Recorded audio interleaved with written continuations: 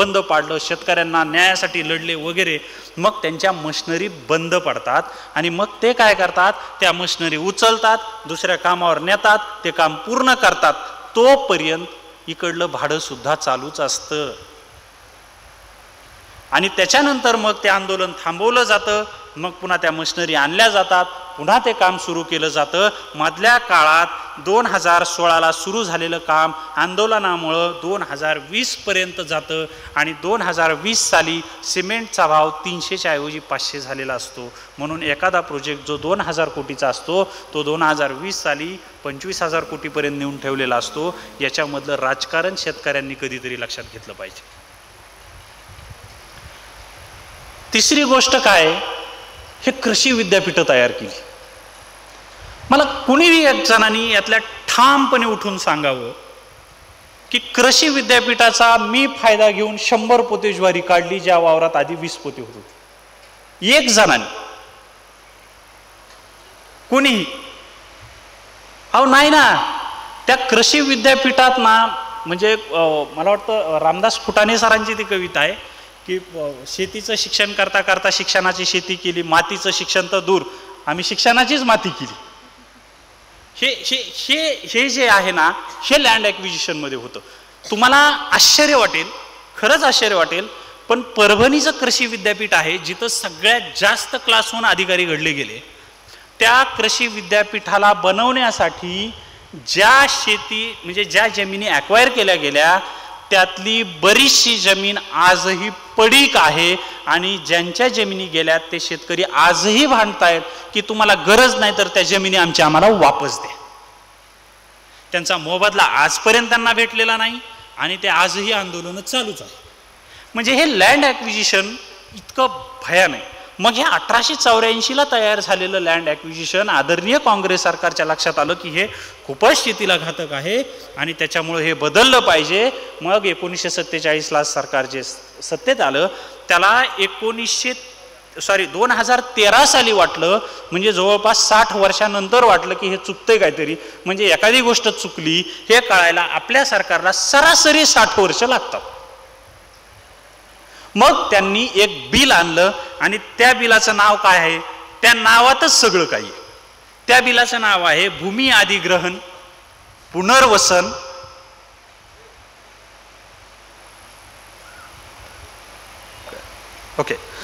भूमी अधिग्रहण पुनर्वसन पुनर्विस्थापन योग्य मोबदला आणि पारदर्शकतेचा अधिकार. म्हणजे त्यांनी मान्य केलं की आतापर्यंत पारदर्शकता नव्हती. मग एखाद्या गोष्टीत पारदर्शकता नाही हे समजायला आपल्या सरकारला 60 वर्ष लागतात.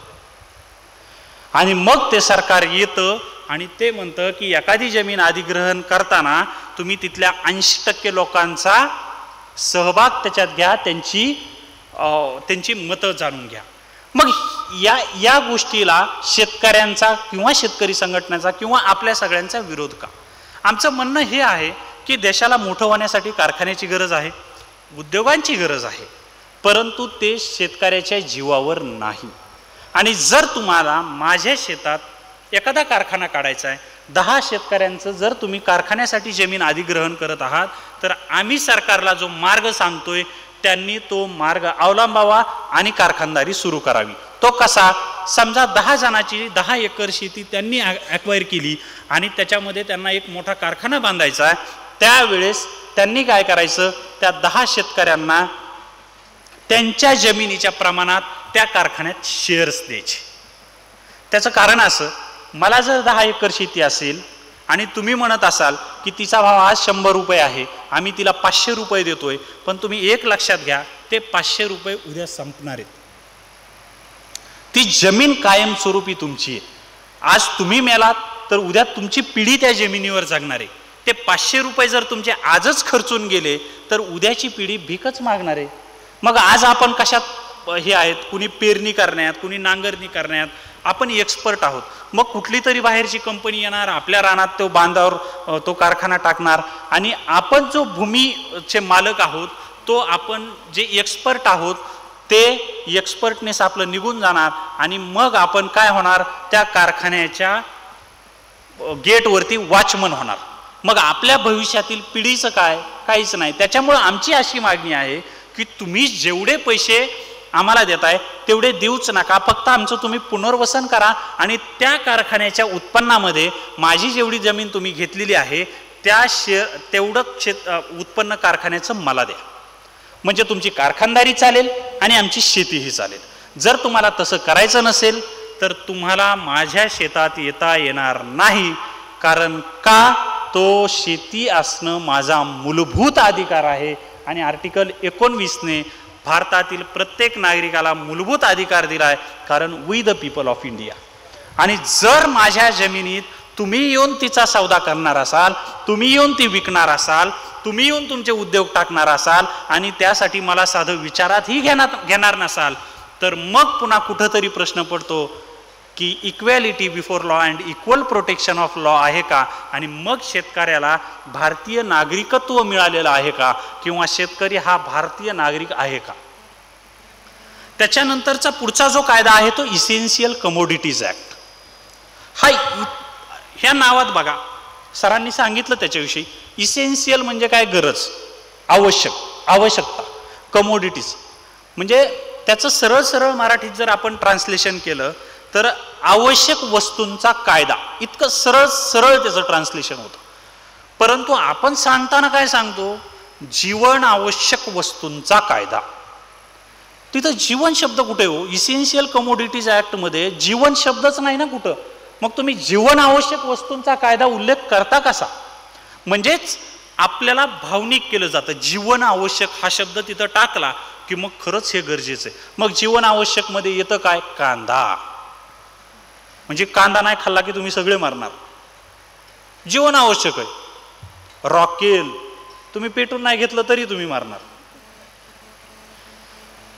आणि ह्याच्यामुळं काय केलं? जीवन आवश्यक वस्तूच्या नावाखाली ज्या गोष्टी टाकल्या गेल्या आणि त्याच्या विक्रीवर निर्बंध आणले गेले. मग आता पुन्हा एकदा आर्टिकल 19(1) वर येऊ. तुम्हाला जर भारतामध्ये व्यापार करण्याचा अधिकार आहे तर व्यापार किंवा उद्योग याची बेसिक संकल्पना अशी असते की माझ्या मालाचा भाव मी स्वतः ठरवणार. मी पिकवलेल्या मालाला मी स्वतः भाव ठरवणार. कुठलाही कायदा त्याच्यावर बंधन आणू शकत नाही जर मी भारतीय नागरिक असेल तर. मग मी भारतीय नागरिक आहे, मी माझ्या रानात ज्वारी पिकवतो, तूर पिकवतो, तूर डाळ पिकवतो, तर तुम्ही माझ्या पिकावर निर्बंध आणता कसं काय? आणि जर तुम्ही आणत असाल तर आर्टिकल 19(1) मध्ये शेतकरी बसतो का?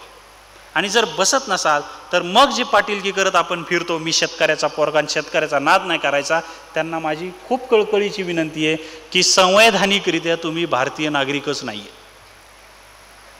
अगोदर आपण त्याच्यासाठी लो. आणि मग जर तुमच्यावर निर्बंध लादले गेले, म्हणजे आता खूप इंटरेस्टिंग गोष्ट आहे. आपल्याकडं लातूरला सगळ्यात जास्त तूर मिळते. म्हणजे तूर तिथं घेतली जाते, त्याची डाळ बनवली जाते आणि ती मार्केटमध्ये आणली जाते. या वर्षीचा जर तुरीचा मार्केटमधील लातूरच्या सगळ्यात जास्त भाव आपण काढला तर 94 रुपये किलोनी तूर हायेस्ट गेलेली. लातूरमध्ये 94 रुपयांनी जी तूर जाते ते मुंबईला जाऊन तूर डाळ मेहता सर आहेत 240 रुपयापर्यंत तो भाव जातो. बरोबर आहे. म्हणजे 140-45 रुपये फक्त 150 किलोमीटर, 200 किलोमीटर, 300 किलोमीटरच्या प्रवासाचा खर्च असतो. म्हणजे लातूरला 94 रुपये आणि मुंबईला 250 रुपये जर होत असेल तर तेवढ्या प्रवासाचा खर्च 150 ते 250 रुपये असतो. परंतु ती तूर लावणे, तिला पाणी घालणे, तिचे रक्षण करणे, ती काढणे, ती माल बाजारात आणणे, याचा भाव फक्त आणि फक्त 94 रुपये असतो. म्हणजे तुम्ही 6 महिने 7 महिने जे पीक घेता त्याचा भाव 94 रुपये आणि 6-7 तासात तो माल प्रवास करून एखाद्या शहरात जातो, त्याचा भाव 250 रुपये. मग सरकार चवताळून उठतं आणि काय म्हणतं की आम्ही तुरीच्या भावावर निर्बंध आणणार. आणि मग तुरीचे भाव निर्बंधित करण्यासाठी एक कायदा केला जातो आणि तुरीचे भाव नियंत्रणात आणले जातात. मला एक सांगा, मटण सगळे खातात, सध्या तरी बोकडाच, त्या मटणाचा भाव काय आहे? 400 रुपये किलो. आमच्या इकडं 400 रुपये आहे. पोल्ट्री खाल्लं तरी 100 रुपये किलो. बरोबर आहे. आपण मटण आणून ते 8 दिवस तर ठेवत नाही, ते 1 किलो आणू, 1.5 किलो आणू, अर्धा किलो आणू, एकाच दिवसात संपवतो. मग आपण असं करू की 100 रुपयाचं त्या पोल्ट्री कोंबडीचं 100 रुपयाचं मटण आणलं आणि आपण ते एका दिवसात संपवलं. तुम्ही 1 किलो तूर डाळ विकत आणली, ती एका दिवसात लगेच संपवता का? ती वापरून 8-10 दिवस खाता ना तुम्ही. 7-8 दिवस तर रोज वरण भात खाणारे 2 टाइम खाल्ले तरी 4 दिवस जाईल. मग 240 रुपयाची तूर तुम्ही जर 4 दिवस खात असाल आणि 400 रुपये किलोचं मटण तुम्ही एका वेळेत संपवत असाल, तर तुम्हाला नाही वाटत ज्या गोष्टीवर तुम्ही निर्बंध आणताय त्याच्यावर जास्त ताण पडतोय म्हणून? मटणावर कधीच निर्बंध नाही आणले, अंड्याच्या भावावर कधीच निर्बंध नाही आणले, मग अंड 5 रुपयाच्या वर कधी गेलंच नाही. म्हणजे तुम्ही ज्याच्यावर निर्बंध आणताय ना, तो माल शेतकऱ्याकडे पिकला जातो. आणि मग आपण शायनिंग काय मारतो? शेतीमालापासून येणाऱ्या उत्पन्नावर आम्ही कर लादणार नाही. उत्पन्नच येत नाही, कर काय लादतो? म्हणजे तुरीच्या डाळीचे निर्बंध. आता याला पण आपण विरोध केला पाहिजे. का केला पाहिजे हे सांगतो. समजा 120 रुपये किलोने आता तूर विकणार आहेत असं त्यांनी जाहीर केलं. 120 रुपये किलोमध्ये तो व्यापारी काय करणार? माझ्याकडनं 50 रुपये किलोने घेणार, कारण 240ला 94 रुपये, त्या प्रपोर्शनमध्ये निदान मी 50 रुपयांनी विकणार.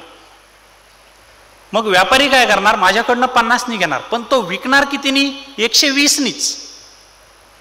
तो 120 नीच विकणार.